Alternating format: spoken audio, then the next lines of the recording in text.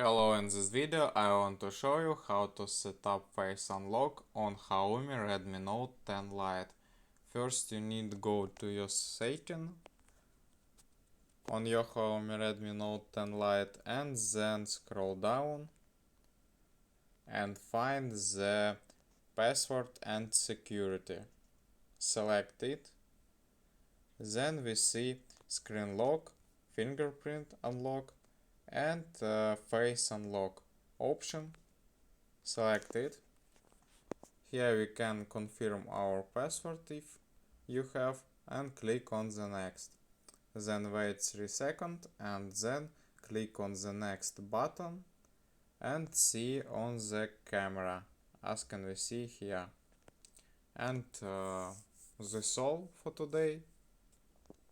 Goodbye.